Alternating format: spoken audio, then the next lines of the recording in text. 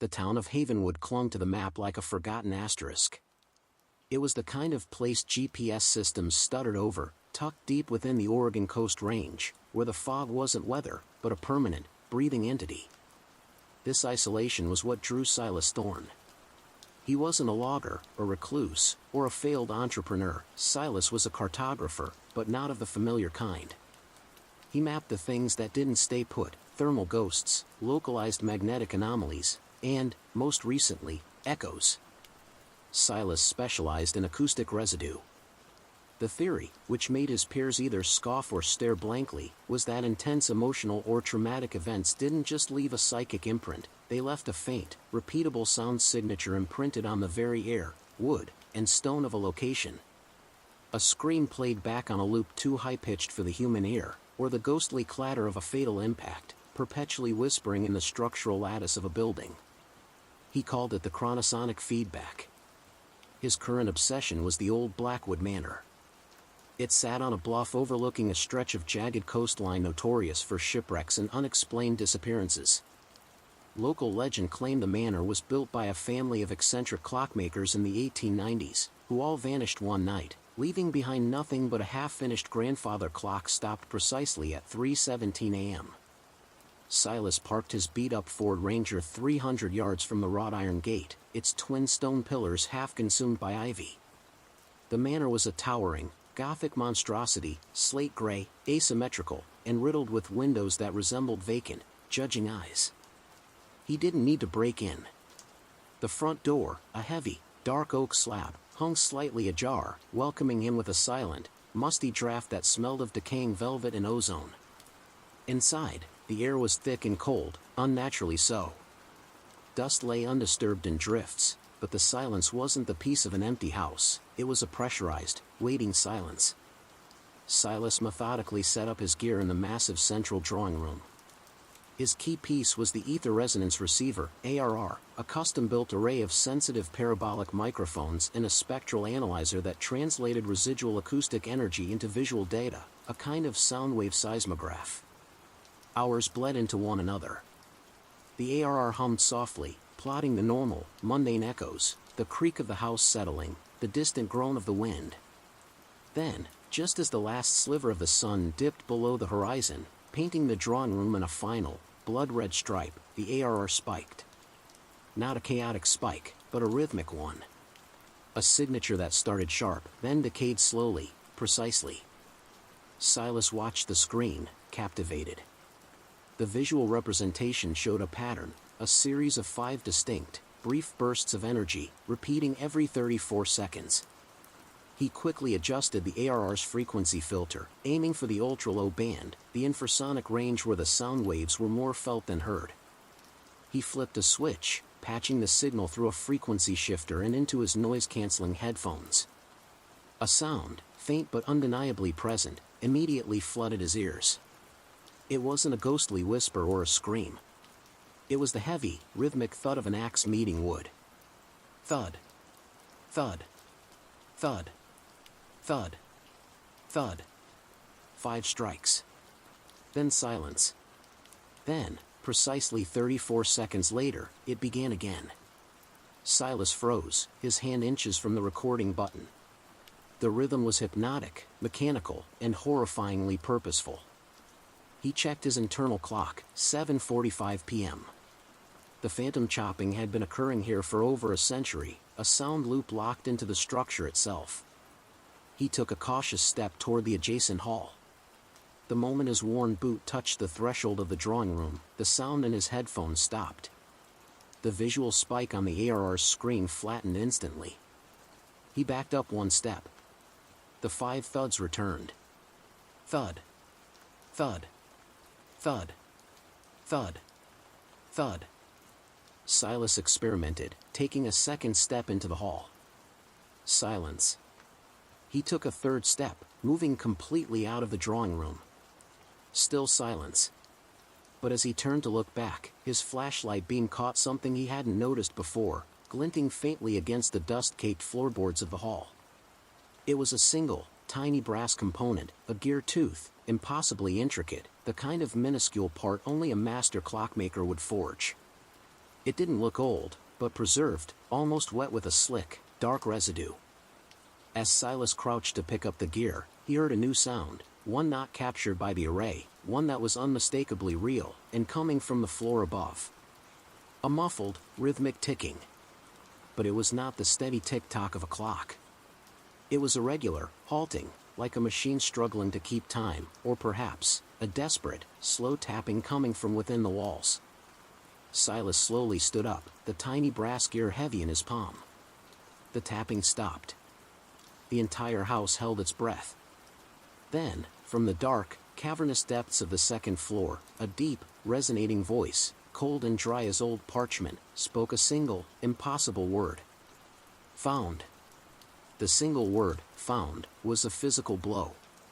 It was too close, too clear, and utterly outside the realm of the chronosonic feedback Silas studied. That was an echo, this was a response. It ripped the safety net of scientific detachment right out from under him. Silas didn't run. Cartographers, even those of the unseen, are driven by an obsessive need to map the anomaly. He pocketed the tiny, brass gear, it felt strangely warm now, and gripped his powerful utility flashlight, its beam a lifeline in the engulfing darkness. The grand staircase groaned under his weight, each step a violation of the house's profound, century-old silence. As he ascended, he noticed the walls. They were not just dusty, they were coated in a fine, almost invisible layer of a dark, crystalline substance that caught the light faintly, like pulverized mica. On the second-floor landing, the air was significantly colder, thick with a metallic tang that reminded Silas vaguely of old blood and freshly polished brass. The ticking he'd heard was louder here, erratic, seeming to come from the heart of the structure itself. He systematically scanned the hall.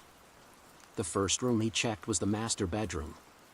It was sparsely furnished, a massive four-poster bed draped in tattered netting, a cracked porcelain washbasin. But it was the walls that drew his focus.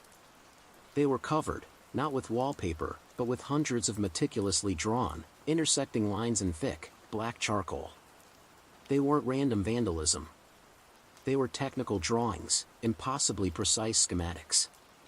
Gears, springs, escapement mechanisms, and cams, a complete internal anatomy of a vast, complex clockwork mechanism that seemed to be the size of the room itself. The lines flowed from the ceiling to the floor, weaving around the windows, an obsessive blueprint of something being constructed within the walls. In the center of the largest wall, where the headboard of the bed should have been, the lines converged on a single, perfectly circular indentation, about the size of a dinner plate. It was too clean, too smooth for the rest of the room. Silas felt an overwhelming urge to touch it. The instant his fingertip brushed the cold, smooth surface, the entire room erupted. Not with a shout or a crash, but with sound pressure. The rhythmic thudding from the drawing room below, thud. Thud. Thud. Thud. Thud. Didn't just start, it played, impossibly loud, in the room, as if the massive axe were falling directly onto the floorboards beside him. The sound wasn't in his headphones, it was in the air, physical and deafening. Simultaneously, the erratic tapping he'd heard earlier accelerated into a frantic, scratching frenzy, originating inside the walls all around him. It sounded like 1,000 tiny metal teeth gnawing at the wood, trying to break through the charcoal blueprints. Silas stumbled back, dropping his flashlight. It rolled under the bed, casting a frantic, strobing light on the floor. For a terrifying fraction of a second, the light caught a detail in the corner of the room, near the large, ornate window. A shadow, not cast by the moonlight or his own body, but an independent, profound silhouette, perfectly still, taller than a man, and sharply defined even without a direct light source. It had no discernible features, just an absence of light shaped like a skeletal, elongated human figure. The barrage of sound stopped as suddenly as it began. The silence that followed was broken only by Silas's ragged breathing. He retrieved his flashlight, his hands trembling. The shadow was gone. He looked back at the circular indentation on the wall. A new detail had appeared, a series of tiny, laser-etched markings had formed around its perimeter, like the ticks of a vast, internal clock. Silas realized that the Blackwood family weren't just clockmakers, They were attempting to build something far more ambitious than a timepiece. They were mapping, timing, and containing the echo itself. The manor wasn't haunted, it was a mechanism, a giant, elaborate acoustic trap. He checked his ARR data log on his wrist-mounted tablet. The device, still recording downstairs, had captured the sound burst, but the accompanying visual data was scrambled, except for one final entry, a new rhythmic signature. It was 3 beats, not 5. And it was not an axe. It was the faint, dry sound of heavy, deliberate footsteps moving across the drawing room floor below, slowly approaching the base of the staircase. Silas realized the terrifying truth. The chronosonic feedback he was mapping was a fixed, repeating loop. But something had heard him mapping it. Something was no longer content to simply echo. He backed out of the master bedroom, his gaze fixed on the landing. He was no longer charting sound waves. He was the bait in a century-old trap, and the mechanism was now activating. Is the shadow the one who spoke? What is being constructed inside the walls? And can Silas escape the slow, deliberate footsteps climbing the stairs? The slow, deliberate footsteps resonated with an unnatural weight, each heavy thump shaking the dust from the chandelier on the landing. Silas knew those steps were not the chronosonic feedback, they were current, real, and actively seeking him. The sound had been interrupted, and now the mechanism was responding to the disturbance. He retreated deeper into the second floor, slipping into a smaller room opposite the master bedroom. It was clearly a study or an office. Instead of elaborate blueprints, this room housed the remnants of the clockmaker's research, stacks of brittle, leather-bound ledgers scattered on a massive mahogany desk, all covered in cryptic equations and densely packed annotations. Silas's eyes snapped to the corner of the room. The shadow was there again. This time, it wasn't just an absence of light. It was defined by a faint, shimmering outline of heat, a distorted heat haze in the cold air, outlining the towering, gaunt figure. It wasn't moving, merely observing, like a security camera in perpetual darkness. He ignored the paralyzing fear and forced himself to focus on the desk. He needed information, a schematic, a way out. He snatched the topmost ledger. Its cover was stamped with a single, unsettling word, the tuning. As he flipped it open, the heavy footsteps reached the top of the stairs and paused. The shadow in the corner seemed to intensify, the heat haze wavering. Silas scanned the spidery script. The handwriting was manic, yet precise. One paragraph, circled multiple times, jumped out. The residue is not an echo, but a seed. It possesses rudimentary will, striving to loop eternally. Our function is to provide the perfect vessel, a structure tuned to contain and perpetually cycle the acoustic trauma. The heart of the vessel requires sacrifice. It is the only way to forge the chronometer of the soul, and thus, gain the key to the unfolding.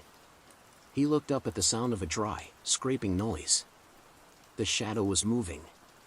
It wasn't walking, it was dragging itself along the periphery of the room, its long, skeletal hand trailing along the wall. The movement was slow, inevitable, and totally silent. Silas realized the terrifying significance of the charcoal blueprints next door. The house was the clock. The acoustic trauma was the power source. And the blueprints were the mechanism to perpetually trap and exploit it. The footsteps outside the door resumed. They were directly in front of the study now. Silas's mind raced, connecting the facts. The 5 axe strikes, the seed, played only in the drawing room, the vessel's heart. The blueprints cover the master bedroom, which was adjacent to the sound source. The brass gear he held was a component of the mechanism. Suddenly, a massive bang struck the study door, rattling the glass in the window panes. Silas had no time. He threw the ledger down and scanned the room wildly. His eyes locked onto a small, sealed dumbwaiter shaft hidden behind a sliding bookshelf. It was too small, too rickety, but it was his only option. He yanked the shelf aside. Just as the hinges on the main door began to crack and splinter under a second, heavier impact, Silas dove into the dark, narrow shaft. He was descending only a few feet when the study door burst inward with a sickening crack. From his precarious position, Dangling in the dark, Silas heard the distinct sound of the heavy footsteps entering the room. They stopped in the center.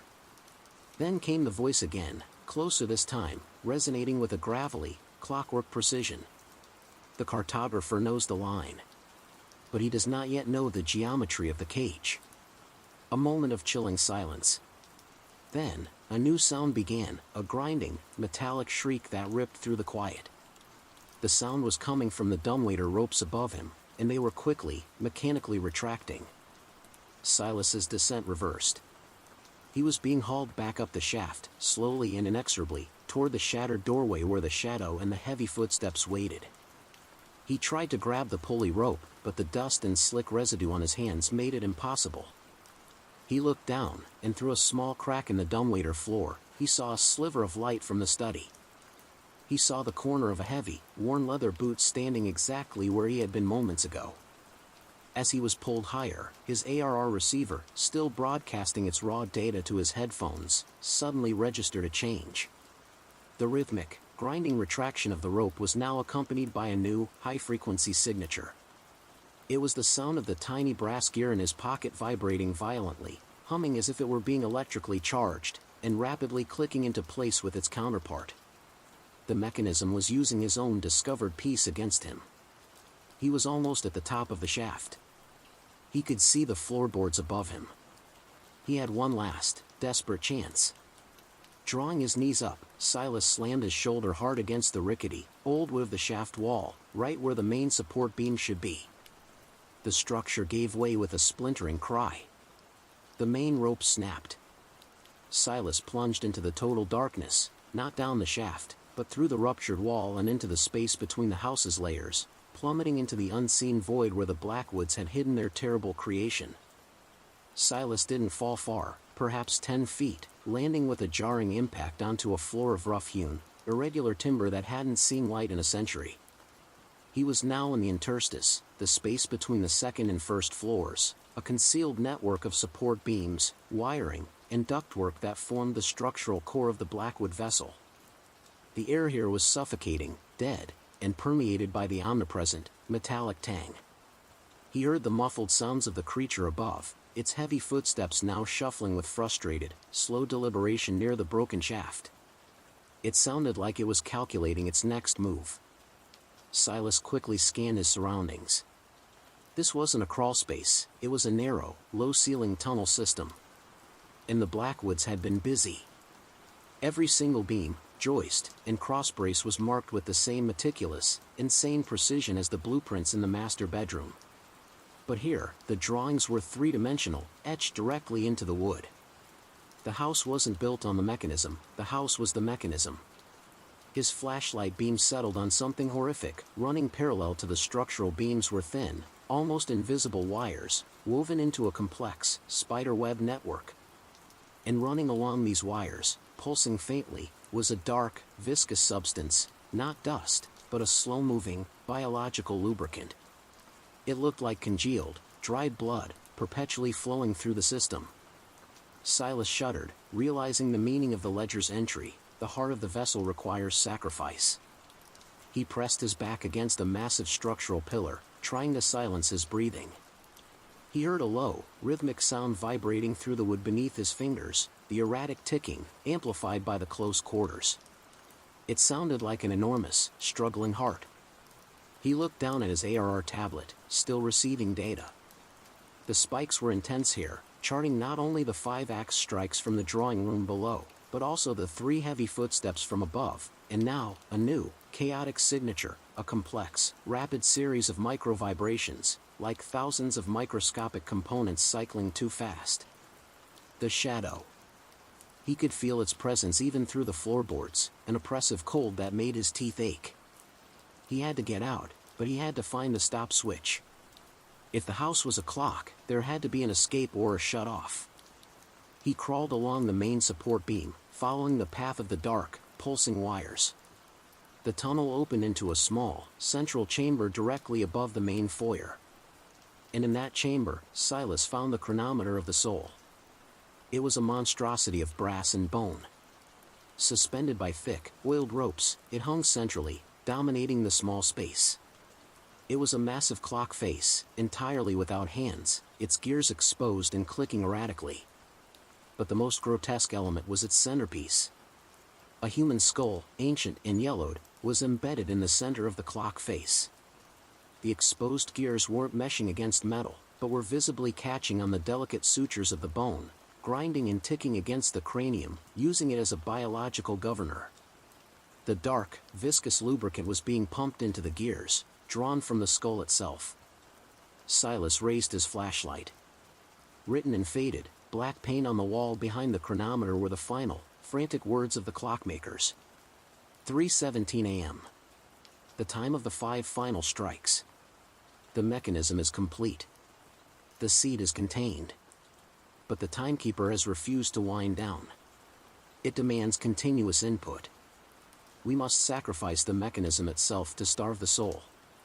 As he read the note, the tiny brass gear in Silas's pocket began to buzz fiercely, jumping against the fabric. He looked at the chronometer. There was a small, empty recess near the base of the skull, a space perfectly shaped for a minute, specialized gear. The gear in his pocket was not the stop switch. It was the missing component needed to fully engage the clock and begin the unfolding. The house had sensed its return. Just then, a sickening creak sounded above. The ceiling of the interstice, the floor of the second-floor hall, began to bow inward, slowly. The timekeeper had found his location. It was using its immense, focused weight, the physical manifestation of the chronosonic trauma, to crush the space he occupied. Silas lunged forward, scrambling under the heavy, ticking monstrosity of the chronometer. He had to decide, activate the mechanism and try to control it, or escape. He chose escape. He saw a narrow ventilation shaft, large enough for a man, leading down into the darkness. It was his final path. But as he swung his legs toward the opening, the ceiling above him ruptured. A long, dark object, thick and polished, like the handle of an axe, punched through the wood, missing his head by inches. A wave of intense, focused cold washed over him. The shadow was right above him, its essence now channeled and focused into the instrument of the trauma, the axe that created the 5 eternal strikes. And from the darkness of the shaft below, he heard a final, chilling sound. Not ticking, not footsteps, but a dry, rattling laughter, like sand pouring through shattered glass. He was trapped between the crushing weight of the timekeeper above and the unknown horror waiting below. Silas didn't hesitate. The axe handle protruding from the ceiling was the timekeeper's physical extension, a terrifying realization that the trauma itself could manifest. Ignoring the scraping wood and the smell of ozone as the blade searched for him, he plunged headfirst into the ventilation shaft. He slid down the smooth, metallic ductwork, his ARR tablet still recording a cacophony of frantic, high-frequency spikes. The rattling laughter he'd heard from below intensified, echoing up the shaft like 1,000 dry leaves skittering across pavement. He dropped out of the shaft and landed hard on another earthen floor. He was now in the cellars, a vast, subterranean labyrinth excavated deep into the bedrock of the Oregon Coast Range, far beneath the manor. This space was different. It wasn't clockwork and polished metal, it was raw, ancient, and disturbing. The air was cold, damp, and smelled strongly of brine and decaying algae. Silas aimed his flashlight. The walls here were not wood or stone, but a naturally occurring obsidian-like basalt, shot through with veins of phosphorescent quartz that cast an eerie, pulsating green light. The Blackwoods had clearly found this space and built their vessel around it. As Silas moved, the rattling laughter from the darkness was replaced by a new, horrifying sound. It was the sound of something slithering, wetly and rapidly, over the rock floor toward him. He scrambled for cover behind a massive stone pillar carved with primitive, unrecognizable glyphs. He checked the ARR. The acoustic signature of the slithering was unlike anything he had mapped, a complex, rapid SHHH-SHHH-SHHH pattern, interspersed with the occasional, sharp click. The sound stopped abruptly. Silas held his breath. A shape emerged from the gloom.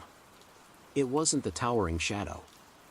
This was the resident, a low, hunched figure, draped in what looked like heavy, saturated netting, perhaps the tattered remains of the bed curtains from the master bedroom, but moving with the predatory speed of a snake. Its body was impossibly contorted, and the clicking sound came from its hands, which were fused, elongated, and tipped with needle-sharp claws made of polished brass. The resident was what remained of one of the Blackwood clockmakers, a sacrifice, twisted and bound to the house's power source, fueled by the traumatic echoes. It was the unfolding in action.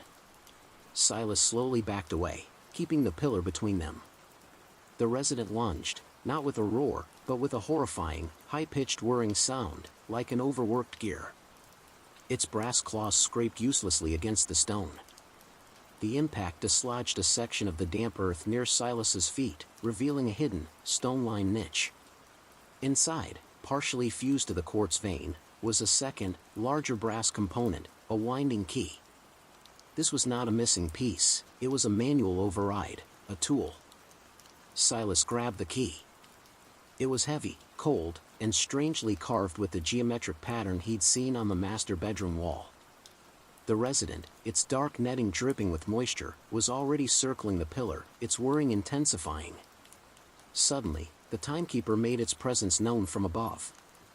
A deep, seismic rumble shook the entire cellar. The house was applying immense pressure, attempting to seal the entrance shaft above Silas. The subterranean tunnels were becoming his grave. Silas bolted in the opposite direction, following the pulsating green quartz vein. The brass key felt hot in his hand. He realized the Blackwood's final, cryptic words: "We must sacrifice the mechanism itself to starve the soul." The chronometer upstairs was designed to contain the seed, the axe trauma. The timekeeper, the intelligent entity, was using the seed's echo as its food source. The winding key was the only way to activate the self-destruct sequence, forcing the clockwork to grind itself to dust and starve the timekeeper. He found what he was looking for, a small, hermetically sealed room built into the basalt rock, clearly protected from water and seismic activity. The room was empty save for a single, waist-high pedestal. And on the pedestal, perfectly aligned with the geometric carvings on his key, was the main winding port, a massive lock, intricate and designed to accept the key. He jammed the brass key into the port. It clicked with a satisfying finality. But before he could turn it, the slithering resident burst into the room behind him, its brass claws extended, its movements agonizingly fast. And from the ceiling above, the deep, mechanical voice of the timekeeper echoed through the basalt, no longer a question, but a sentence. The cartographer has brought the means of his own calibration. The key returns to the vessel. The resident launched itself forward, and Silas turned the key with a desperate, last-ditch effort. A deafening scream, not human, but purely sonic, like 1,000 grinding gears, erupted from the main winding port. The green quartz veins in the walls flared blindingly bright, and the entire house, from cellar to attic, began to vibrate with terrifying, escalating intensity. The resident froze in mid-lunge, clutching its head and letting out a high-pitched, metallic shriek as its own brass claws began to vibrate violently. Silas had activated the sacrificial winding. The clockwork was self-destructing. But the resident was between him and the exit, and the intense vibrations were beginning to blur his vision. He needed to escape the cellar before the house imploded. The sonic shriek from the winding port was unbearable, a pure, weaponized sound wave that felt like pressure ripping the air apart. The quartz veins in the basalt walls pulsed with such blinding intensity that Silas had to squint against the flashes. The vibrations were so severe that the resident, still frozen in its lunge, was rattling, its brass claws clacking together like castanets. Silas, realizing this was his window, fought through the blinding light and deafening noise. The vibrating key, now molten hot, was locked in the winding port. He slammed his shoulder against the paralyzed resident's legs. The creature, already unmoored by the sound and the systemic shock, toppled over, its netting-draped body hitting the floor with a hollow, metallic clang. He scrambled over the resident and out of the sealed room. The entire subterranean tunnel system was now in chaos. Dust and rock rained down from the ceiling. Silas checked his ARR tablet. The sensor data wasn't registering sound anymore, it was simply overloading, displaying a catastrophic resonance cascade pattern. The sacrificial winding wasn't just destroying the house, it was amplifying the seed's acoustic trauma to a critical point, threatening to shatter the very rock structure of the tunnels, possibly causing a cave-in that would engulf the entire bluff and Havenwood above. The timekeeper was being starved, yes, but its desperate death throes were dangerously destructive. He needed to find the source of the trauma, the original seed, and insert the tiny brass gear to introduce a fatal flaw and halt the cascade. The seed was the 5 axe strikes, which originated in the drawing room above. Silas raced back through the twisting tunnels. Behind him, the resident began to recover. Its metallic shrieks of pain transformed into a guttural, furious grinding.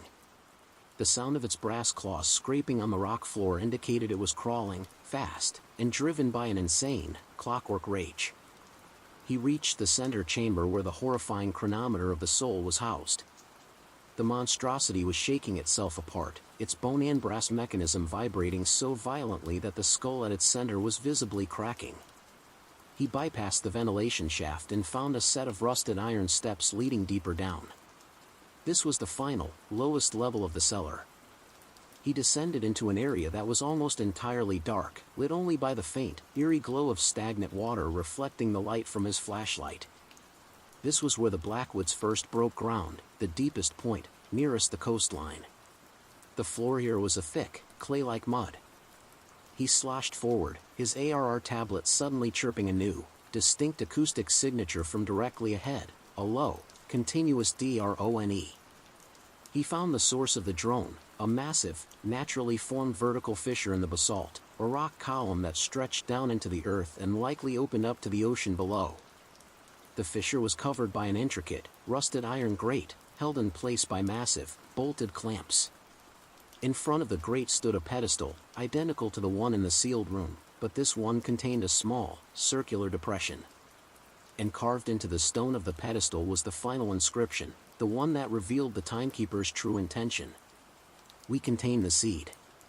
But the seed was merely the signal. The timekeeper seeks not to feed, but to transmit. The unfolding is the synchronization of all trauma. The final mechanism is the transponder. The fissure wasn't a well, it was a giant acoustic amplifier. And the timekeeper was trying to use the resonance cascade to broadcast the agony of the 5 axe strikes trauma across the entire coast, turning Havenwood, and perhaps all who heard it, into new vessels. The circular depression on the pedestal was the transponder port. It was the perfect fit for the small brass gear Silas still clutched. He heard the scraping and grinding behind him. The resident had entered the lower cellar. It was moving quickly through the mud, a dark, dripping silhouette closing the distance. Silas slid the tiny brass gear into the transponder port. It clicked home instantly. The grinding drone from the fissure stopped. The resonance cascade on his ARR flatlined. Silence. A profound, overwhelming, waiting silence. Then, from the massive rock fissure, a sound began.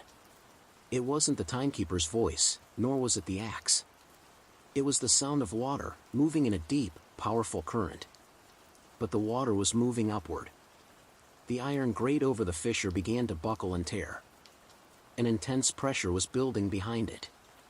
The timekeeper, having failed to transmit its trauma, was now attempting to flood the entire structure from the ocean below, using the immense hydraulic force of the Pacific to destroy the vessel and crush Silas. Silas turned to face the resident, which stood 10 feet away, its head tilted, no longer shrieking in pain, but observing with a chilling, predatory stillness. He now stood at the intersection of 3 horrors: the timekeeper's rising flood, the resident's imminent attack, and the knowledge that the tiny gear he inserted may have stopped the unfolding, but it activated something else entirely. The silence was the most terrifying sound of all. With the resonance cascade flatlined, the only noise was the rhythmic, sickening creak and groan of the iron grate over the fissure, protesting against the immense hydraulic pressure of the rising tide. Silas and the resident faced each other in the gloom, separated by the thick, clay mud. The resident was dripping wet, its netting saturated, its fused brass claws glistening. It no longer moved with mechanical frenzy, but with a cold, deliberate intelligence. The timekeeper had failed to transmit its trauma, but it was succeeding in its final, vengeful goal, structural annihilation. The water surged violently behind the cracking iron grate. Silas knew he couldn't fight the resident, it was fused to the house's power. He needed to use the one thing the entity still adhered to, the mechanism's rules. He took a step back, angling his body toward the large, stone pillar carved with the ancient glyphs. The resident interpreted this as fear. It let out a low, hissing sound, like air escaping a rusted valve, and began to advance, its elongated brass claws dragging through the mud, leaving deep, parallel trenches. "You're just a component," Silas rasped, his voice raw. "A gear that's seized up. The Blackwood sacrificed you to fuel the clock." The resident paused, its hunched body momentarily still. It was a perfect moment of calculated hesitation. Silas didn't wait for a response. He activated the small, concealed recording feature on his ARR tablet, amplifying his own voice into the dark cellar. The 5 strikes. Thud. Thud. Thud. Thud. Thud, he shouted, mimicking the core acoustic trauma, the seed, with rhythmic, visceral energy. The effect was instantaneous and profound. The resident stopped, its body spasming as if short-circuited. The echo of Silas's voice, amplified by the cavernous cellar, triggered the entity's deepest programming. It let out a mechanical wail of confusion, a mixture of agony and the whirring of gears. This was the core trauma loop, the eternal sound of the axe, and Silas was weaponizing it against the mechanism it powered. He backed up until his shoulder hit the stone pillar, and then he shouted. The timekeeper knew the transponder would stop the transmission, didn't it? The tiny gear was the circuit breaker. It sealed the seed in the fissure. The iron grate behind him gave a final, agonizing screech and then imploded. A colossal, roaring torrent of cold, black ocean water burst through the fissure, slamming into the cellar. The force was tremendous, throwing Silas forward, completely submerging the ground floor in seconds. The resident was caught in the deluge, its waterlogged frame tossed aside like a broken toy. But it was still alive, fighting the current, its brass claws digging into the rock. Silas was swept toward the center of the chamber, the powerful current threatening to smash him against the pillars. He held onto his flashlight and the heavy winding key. He was drowning, enveloped in the cold, black water, which carried with it not only mud and debris, but the terrifying metallic tang of the biological lubricant that coated the house's structure. As he was dragged past the pillar he'd hit, his flashlight beam caught a final, unseen detail in the swirling mud, a barely visible, almost smooth section of the stone base.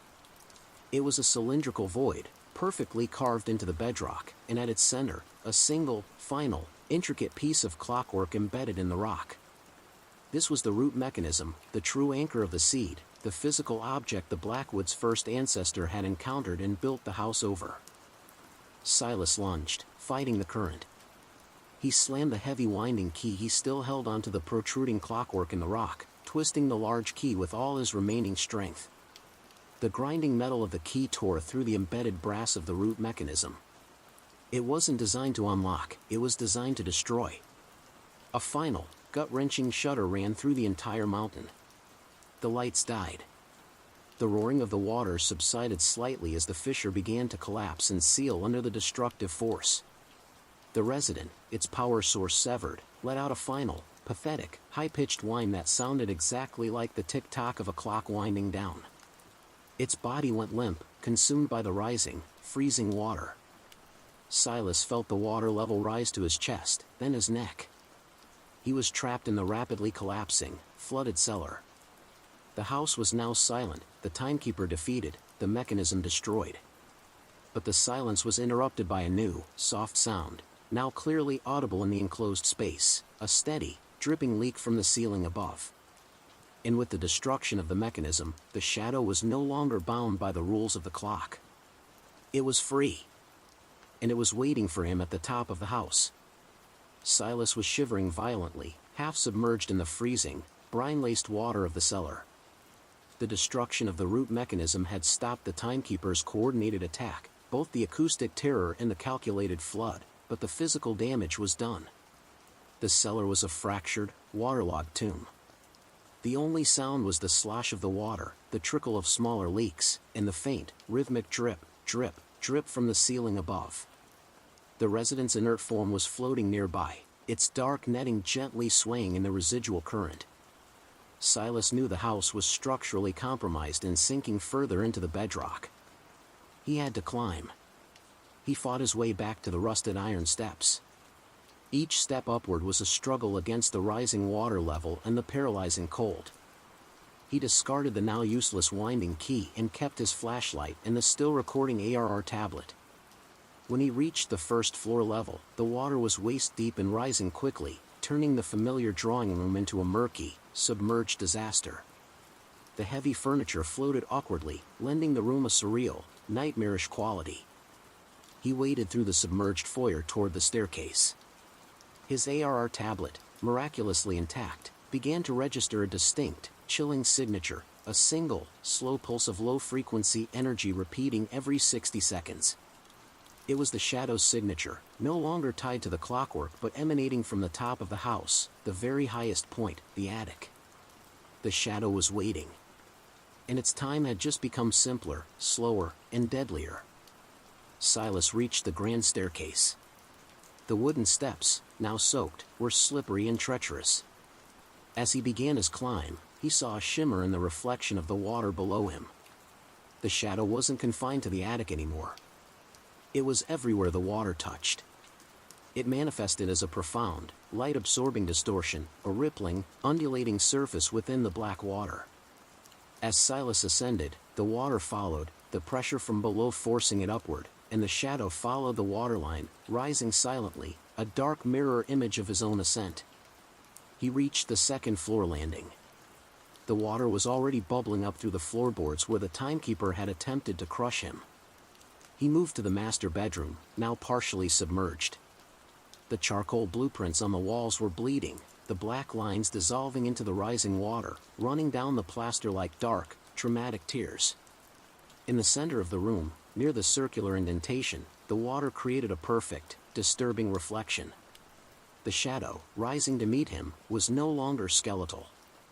It was taking a new, formless shape, liquid black. As the water reached his chest, Silas felt a sudden, sharp tug on his ankle. It wasn't the current. He looked down. The resident, which he thought was defeated, was reanimated by the contact with the energized, fluid blackness. It hadn't been killed, it had merely been put on standby. Now, as the house died, the Shadow was using the rising water to repower its component parts. The resident's brass claws scraped against his boot, and its silent, dripping face turned upward. Silas kicked out violently, managing to dislodge the creature just as its claws snagged the fabric of his trousers. The fabric ripped away, leaving a cold, wet line of pain and a chilling reminder of how easily the creature could move in this environment. He scrambled for the final flight of stairs leading to the attic, the place where the Shadow's chilling pulse originated. He burst onto the attic landing. The air was dry here, hot and stagnant, a stark contrast to the cold, wet terror below. The attic was a single, massive open space, dusty and filled with discarded remnants of the Blackwood family's life, old crates, forgotten portraits draped in sheets, and 100 unfinished clock casings. In the dead center of the attic floor, Silas saw the source of the persistent drip, drip, drip. It wasn't a leak in the roof. A massive, central brass pendulum, perhaps from the half-finished grandfather clock mentioned in the legends, hung from a single, rusted hook in the rafters. It wasn't swinging. It was completely still. And from the very tip of the pendulum, a single, dark, viscous liquid, the biological lubricant, was falling. Drip. Drip. Drip. Each drop hit the floor, and in the small puddle it created, the entire, towering Shadow coalesced. No longer a distortion or a projection, but a three-dimensional, semi-liquid mass of pure blackness. The single, slow pulse on Silas's ARR intensified. The timekeeper was defeated, the mechanism was destroyed, but the trauma was now centralized, physical, and waiting at the apex of the structure, having forced Silas to climb to the final confrontation. The coalesced Shadow was a terrifying sight. It stood 7 feet tall, an anthropomorphic column of churning, liquid blackness, utterly absorbing the dim light filtering through the dusty attic vents. It exuded a cold that felt absolute, suffocating the warm, stagnant air.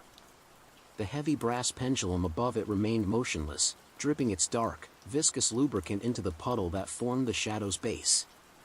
Drip. Drip. Drip. The slow pulse on Silas's ARR tablet was now a deafening internal throb. Silas finally understood the Blackwood's curse. The trauma, the essence of the 5-axe strikes and the disappearances, was not just acoustic energy, it was a self-aware entity. The clockwork mechanism was designed to contain and modulate that awareness, preventing its full, terrifying manifestation.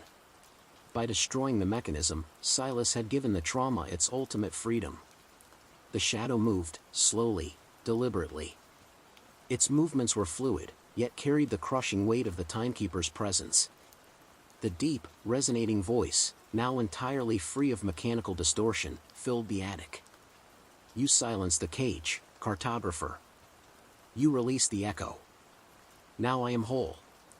And you are the final input. Silas realized the terrible truth about the pendulum. It was the unfinished heart, the final component of the Blackwood's great-grandfather clock that had stopped at 3:17 a.m. It wasn't the origin of the trauma, but the key to containing it. The clock stopped for a reason, Silas choked out, backing away toward the center beam. The Blackwoods starved you. They didn't want the unfolding. The shadow raised a flowing, black appendage, pointing toward a dusty corner where a stack of family portraits lay. They craved time without consequence. They found the seed, the perfect, repeating sorrow, and attempted to bind it. But sorrow demands balance. The shadow took a step, and the brass pendulum above it began to sway. Not violently, but with a slow, heavy, mesmerizing rhythm that synced perfectly with the drip, drip, drip, and the 1-minute pulse on the ARR. Silas knew he couldn't escape the attic. The stairs were slick with water and the resident could be revived again. He had to re-engage the mechanism, not to contain the trauma, but to destroy the heart of the mechanism itself, the pendulum. He looked at his ARR tablet. The complex array of parabolic sensors and the frequency shifter were not meant to broadcast, but to receive and translate the residual sound. But if he maxed the input and inverted the frequency?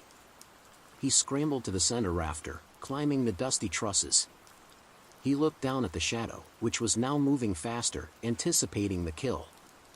He positioned the ARR tablet against the main rafter beam, directly above the pendulum, and quickly began adjusting the dials. He pushed the gain to maximum and engaged the spectral inversion switch, a feature meant to cancel out acoustic residue, now repurposed for acoustic annihilation. The shadow lunged. It flowed across the floor, its liquid form stretching out like an impossibly long tentacle of darkness.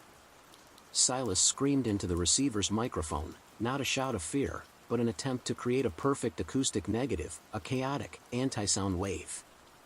The ARR, now pushed beyond its limits, responded with a high-pitched, focused tone that reverberated through the attic. It was the opposite of the 5-axe strikes, the inverse of the timekeeper's presence. The liquid black shadow slammed against the invisible barrier of the anti-sound. It didn't stop it, but it made it stutter.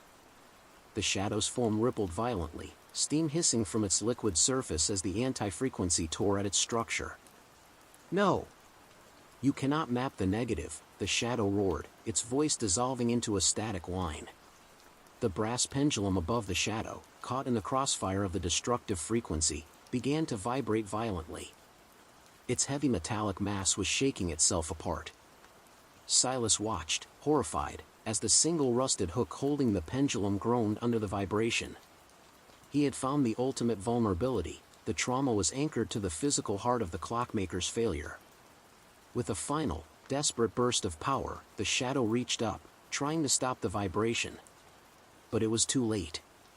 The rusted hook snapped. The heavy, brass pendulum fell, its weight 100 years in the making.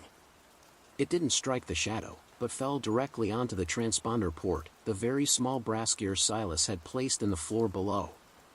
The impact was catastrophic. The entire attic floor gave way in an explosive crack. Silas felt the freefall. He was enveloped in dust, splintered wood, and the terrifying, vanishing cold of the shadow. He hit the waterlogged second floor with a stunning, painful splash. The house had detonated its heart. Silas fell through the shattered remnants of the attic floor, plummeting onto the waterlogged second floor. The impact knocked the breath from his lungs and sent his ARR tablet skittering into the dark, murky water. Above him, the immense, final weight of the falling brass pendulum finished its work. It didn't strike Silas, it annihilated the spot where the shadow had stood. The liquid black shadow was instantly atomized, not destroyed, but dispersed. Without the pendulum's physical anchor or the clockwork structure to bind it, the pure trauma dissipated into the collapsing structure, reduced back to its most fundamental form, a high-frequency, chaotic, and non-repeating acoustic signature. The curse was broken, but the emotional residue remained. Silas quickly pushed himself up. The attic's wreckage, splintered wood, plaster, and broken clock casings, was raining down around him. The water level on the second floor was rising rapidly, now well above his waist, propelled by the breach in the cellar. The house was settling, groaning like a dying beast. He managed to retrieve his ARR tablet. The screen was cracked, but miraculously, it was still recording.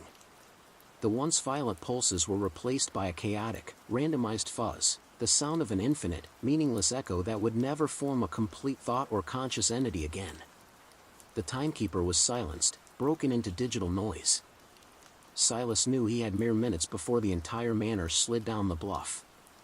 He stumbled toward the shattered wall of the master bedroom, where the charcoal blueprints, now washed away by the water, revealed the exposed studs and laths.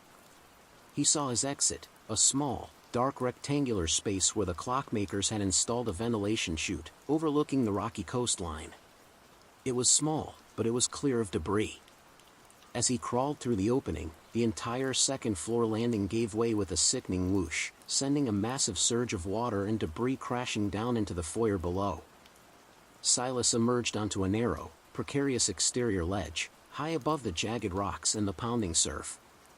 The wind, now roaring in from the Pacific, was a deafening sound of pure nature, a contrast to the manufactured terror inside. He slid down a vine-covered support column, scraping his hands raw, until his feet finally hit the damp earth outside the manor. He turned back to look. Blackwood Manor, the vessel, was leaning dramatically, its front facade dissolving under the rising tide and structural stress. The entire structure was listing, shuddering, and succumbing to the raw power of the ocean it was built to trap. Silas staggered back to his truck, the beat-up Ford Ranger. As he drove away, casting a final glance in his rearview mirror, the whole bluff gave way in a slow, thunderous collapse.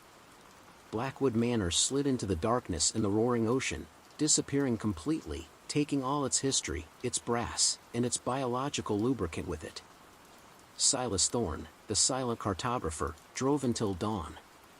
He pulled over on a high mountain pass, far from the coast, and checked his ARR tablet one last time. The screen showed nothing but the randomized static, the digital residue of chaos. The trauma was gone. The vessel was gone. But when he pressed the playback button on the tablet's final recording, he heard everything: the whirring of the resident, the crush of the axe, the voice of the timekeeper, the detonation of the pendulum, and his own raw screams. The tablet had captured the entire history of the haunting. He didn't just map the echo, he recorded the moment it gained consciousness, and the moment it was silenced. He had the full chronosonic feedback, the complete history of a century of sorrow, contained now within a cracked screen and a few gigabytes of data. Silas finally looked down at his hand, remembering the first thing he found. The tiny brass gear he'd retrieved from the drawing room floor was gone. It had fallen from his pocket during the final collapse, remaining with the house, serving its final purpose as the fulcrum for the pendulum's demise. He realized his work wasn't done. He was now a cartographer of silence, holding the proof of what lies beyond the map. He had survived the unfolding. He turned off the tablet, watching the sunrise paint the sky in colors that seemed too vibrant, too alive, after the blackness he had witnessed. He knew one thing for certain: the silence he mapped was now his own. The sound of the axe, the footsteps, the ticking, they were no longer in the air of the manor. They were now in his mind, eternally contained in the memory of the collapse, waiting for the next isolated corner of the map to draw him in. He started the engine and drove toward the rising sun, the ultimate proof of a horror too vast to be contained, secured in his pocket.